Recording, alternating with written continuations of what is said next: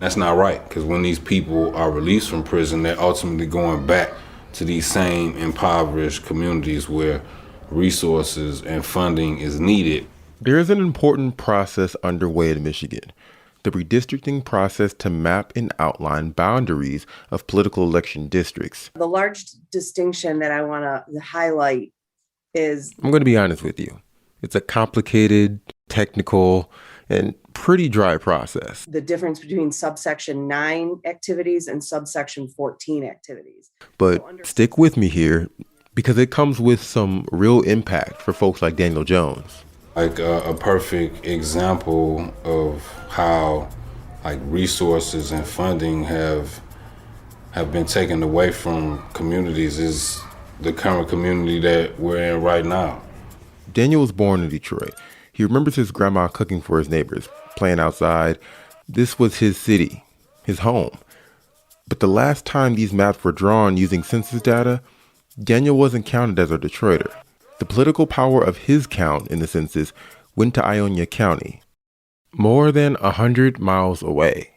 That's because Daniel was behind bars, in prison, in Ionia.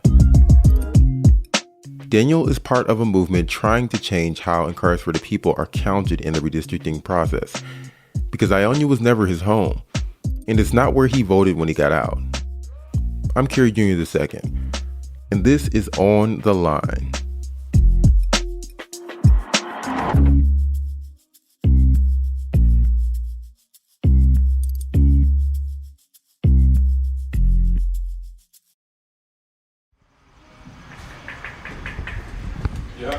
Okay. I don't know if this is the right door or not. How you doing, sir? Good, man. Pleasure to meet you. Where are we? So right now we are in the dining room of first house that I've ever bought, and of course this was like a dream that I had while I was in prison. I had created. Daniel purchased an abandoned home on Detroit's east side. He's been working on it, but it's got some ways to go. The wiring is exposed, there's no insulation, and the windows are boarded up. That's why you can still hear outside. Just like I already knew that when I came home, I wanted to get into real estate. I wanted to flip some houses. And when I came home, I pursued it. Daniel's vision for his life outside of prison was inspired by his time inside and the people he met along the way. During my incarceration, I've always had guys who were like mentors to me. It was an older guy who, I guess he sensed my frustration, and it was like, come with me, man. You should attend this meeting, and that organization is really just it's a social justice organization within prison that allow people in prison to organize and discuss social issues that ultimately affected not only them but the community and the free world. And that's ultimately like what helped me find my voice and be able to speak to issues that were important to me. And then when I came home, I got involved with this organization called the Voting Access for All Coalition. And it was through our efforts to, ensure that people in county jails held pre-trial are aware that they have the right to vote and are able to exercise that right to vote, that we became aware of the Michigan Independent Citizens Redistricting Commission.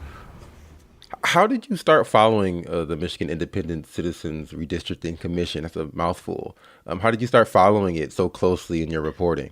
Yeah, it is a mouthful. That's Claire Hendrickson, a Report for America journalist working for the Detroit Free Press. I kind of just raised my hand and started following the commission. And so it's been a pretty dramatic and fascinating process to just watch unfold. Claire is one of two Free Press reporters we spoke with who have been following the redistricting process in Michigan closely and understand the ins and outs and implications of the process. And she helped break it down for us. This process of redistricting happens every 10 years. I'm sure people remember getting calls and requests to fill out the census, which gets taken every 10 years, and that's the count of the population in the United States, and that helps determine the distribution of federal resources, but it also informs how political districts are drawn. And those districts help to shape the balance of political power in states and the country for a decade. So it's a really important process. And in Michigan, this is the first time in the state's history that it is being carried out by an independent, citizen-led commission of randomly selected voters who are in charge of this pretty monumental task. Welcome to the MICRC public hearing in Jackson, the kickoff. It used to be lawmakers who created new maps for voting districts every 10 years. But voters back in 2018 decided that shouldn't be the case, that there was a conflict of interest with politicians choosing who got to vote for them, hence the commission. As fellow residents, the MICRC understands your expectations to draw maps in an open and transparent manner that meets constitutional mandates. And the whole sort of premise behind the commission's creation was to bring an end to gerrymandering in the state. The problem, I think, is that down in Southeast Michigan, the maps are so gerrymandered, and I'm in one of those districts. And that is the practice of drawing district maps to benefit a political party. I haven't heard a single comment from anyone in Southeast Michigan who thinks that the map should have anything done other than be thrown in the toilet and set on fire. The 13 commissioners were picked at random from a pool of applicants. That includes 4 who affiliate as Democrats, 5 who affiliate as independents, and 4 who affiliate as Republicans through a lottery run by the Michigan Department of State. Now they're determining the political maps we'll use for the next decade. Maps that can swing elections one way or another. How has the redistricting process been going? Sometimes it feels like an episode of Real World, like 7 strangers picked to live in a house together. But it's been pretty interesting to see these folks just try to figure out how to tackle this.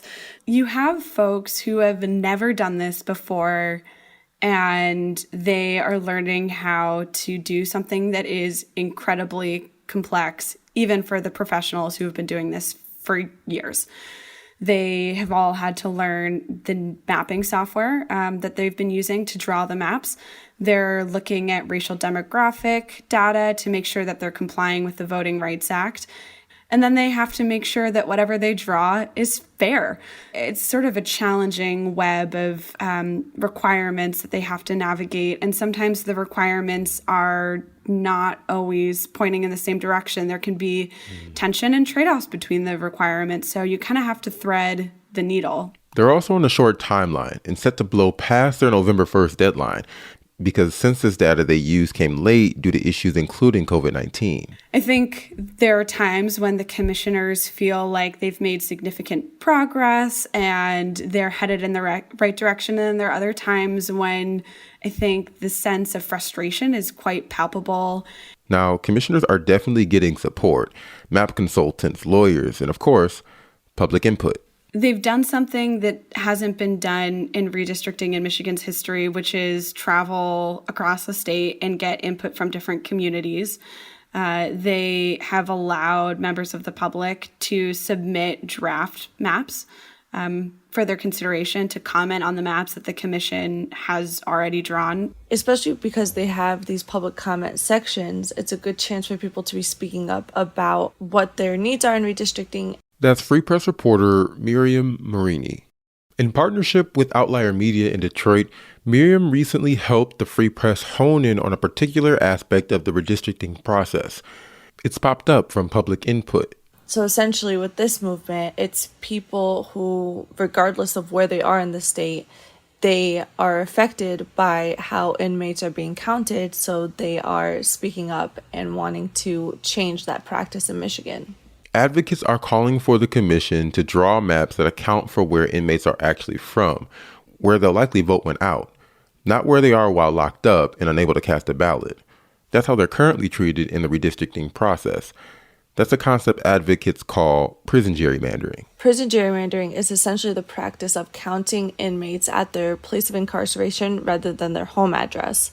So you'll have people who are taken from Washtenaw County and then they're taken to be held in like Ionia County. So this goes to then what they call artificially inflate the population of that district, because these inmates can't vote as they're being incarcerated. So the district, it benefits off of that number and inflates their voting strength without necessarily having one person, one vote. Keep in mind, when districts are being drawn, they need to have equal population numbers.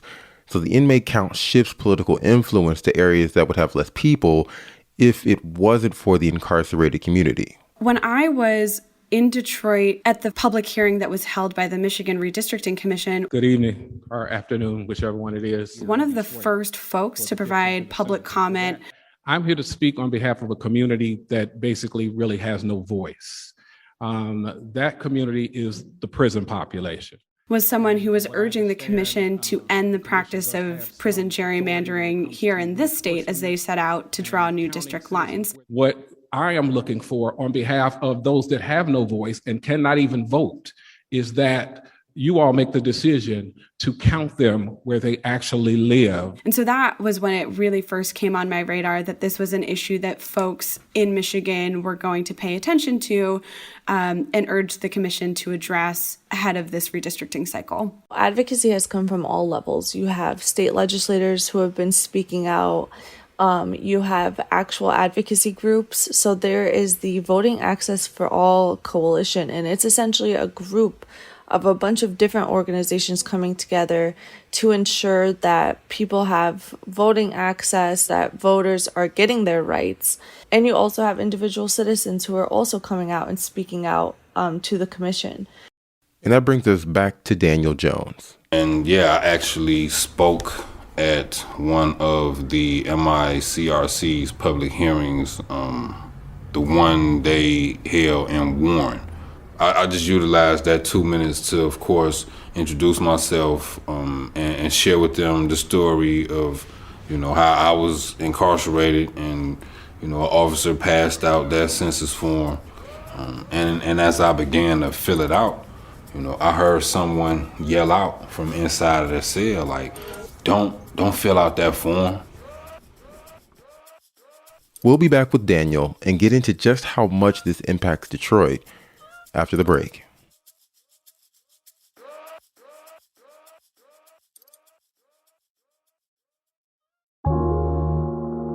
Hi, my name is Phoebe Wall-Howard, and I am an automotive reporter at the Detroit Free Press. This year, we have covered an incredible range of stories, people, products, business trends, everything about cars and the people who design them, as well as the people who buy them, whether it's the Ford F-150 all-electric Lightning, or the Mustang Mach-E, the hot little Maverick, or a profile on the chief engineer Linda Zhang, who plans to transform the industry with her vision of electrification. We also do profiles of executives behind the scenes, how things come to be, and in the case of Ford Motor Company, why Oreo cookies played such a major role in the development of truck design. Many people reach out and ask, how can we support your work, or how can we read more about this? And one of the easiest ways is to subscribe to the Detroit Free Press. We are the most reasonably priced in the whole country. For $1, you can receive 6 months of digital access for all of my work and that of my team on the autos coverage, as well as news, politics, education here at the Detroit Free Press. To learn more, head to freep.com/special offer. Thanks so much.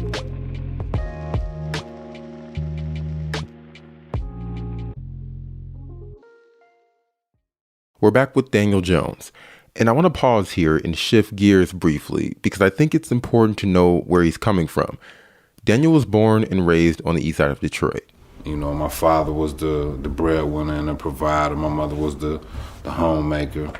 My grandmother was like Big Mama. At the age of 7, that all started to change. My parents separated. And then my mother, my older brother, and I, we moved and started living together, but because my father was the breadwinner, things done got kind of rough. So, my mother's out looking for jobs.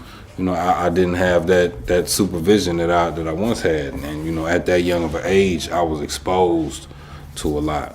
My mother had met another man, and, when he moved into our lives, like we later on found out like he was abusing drugs, like he was smoking crack.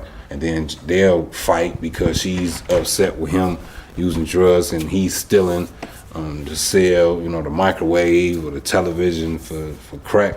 Daniel's home dynamic shifted, so he went searching outside his home for a family and found one. I found that in who I thought was some guys that had my best interest, but they was already heavily involved in the streets. So it's like I'm mad, I'm upset, and like all of this is bottled up in me. But because I'm a child, I don't know how to articulate this, and that still manifested. I still lashed out.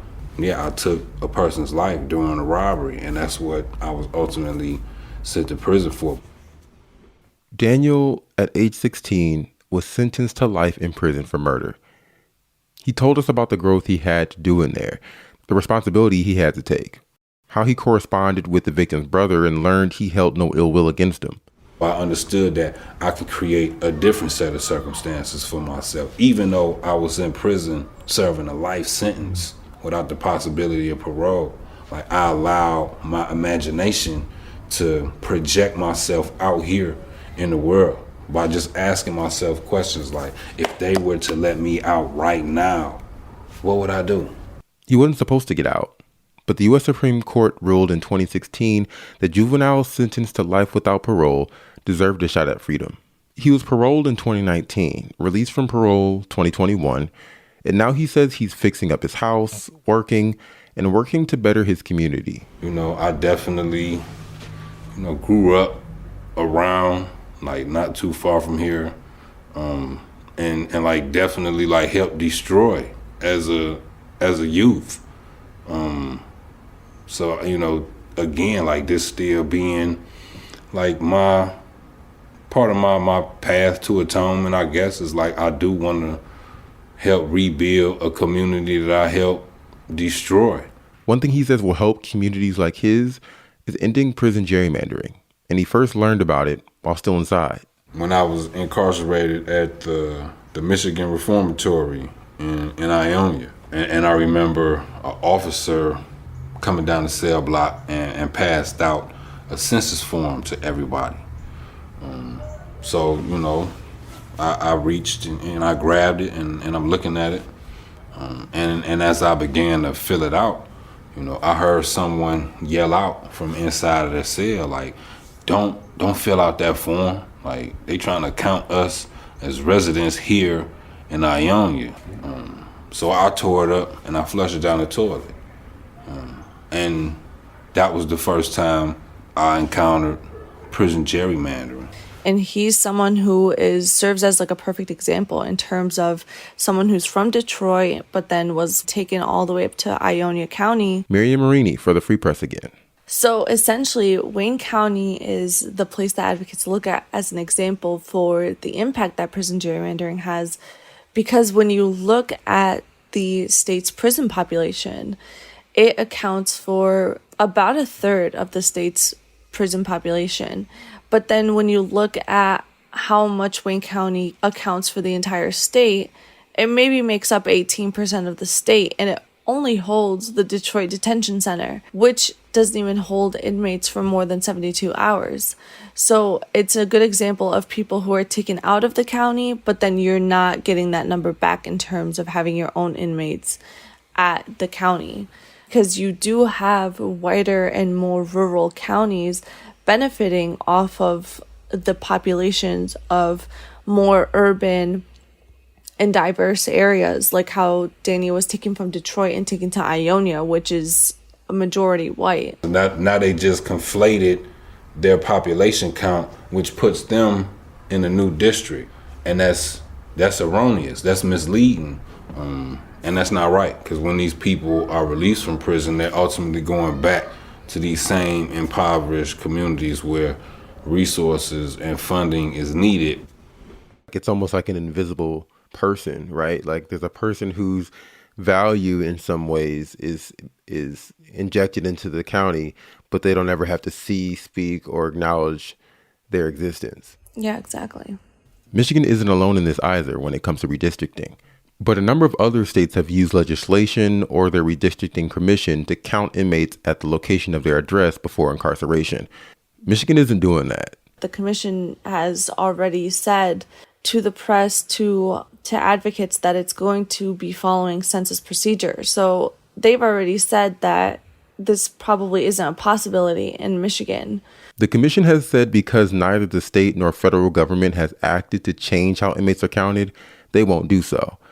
But advocates say they can and should. So yeah, I stress that in hopes of the commission doing what was in their authority to end prison gerrymandering. Because again, like I was under the impression that they would be able to do that based on what other states had done through their redistricting commissions. There have been analyses, there have been state legislators who have come out to say that the commission has not only the authority to do it, but the responsibility to do it. There's also an avenue already available through the census to figure out this count differently. It's a geocoding system that shows what census blocks inmates are from. What are state legislators saying? One of the people that come off the top of my head is Senator Jeff Irwin from Washtenaw County. And he's been very vocal about the impact of prison gerrymandering on Twitter throughout this whole process.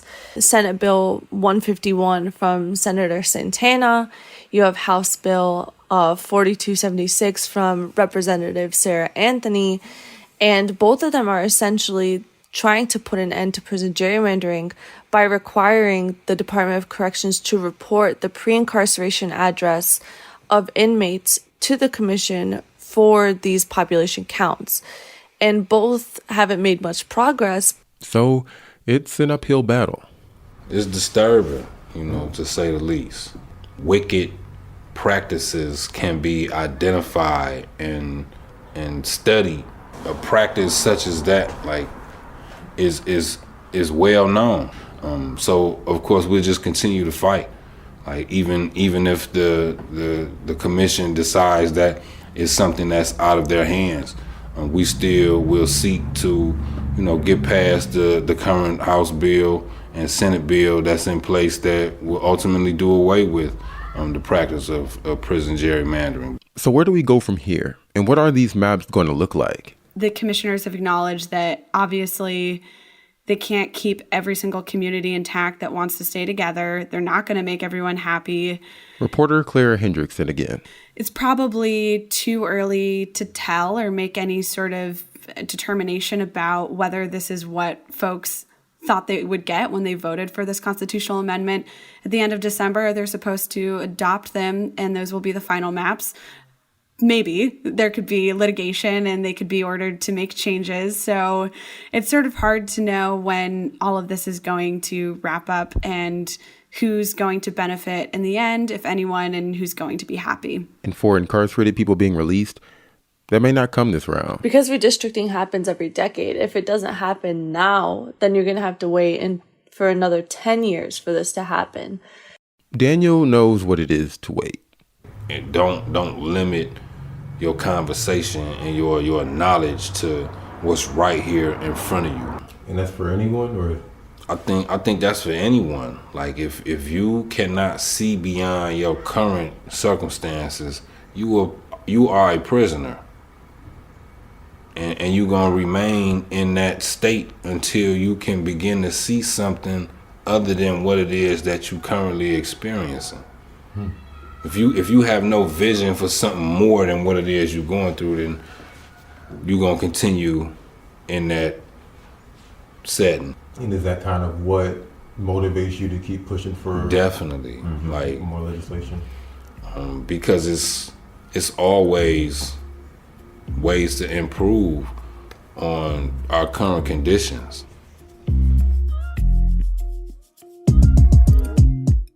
This episode was produced by me and Darcy Moran with help from Tad Davis and Adrian Roberts. I'm Jeanette Delgado, and Marian Streeman are our executive producers, and Peter Bhatia is our editor. A special thanks to Outlier Media for their partnership on this story, and to PolitiFact and Report for America, who support Claire Hendrickson's work at the Free Press. Check out our show notes for more on how to take part in the Redistricting Commission conversation. The music for the show is called Fort Trumbull and was produced by DJ Lost Boy. Thanks for listening. Please subscribe, rate, leave a comment, and don't forget to share the podcast. We really appreciate it. See you next week.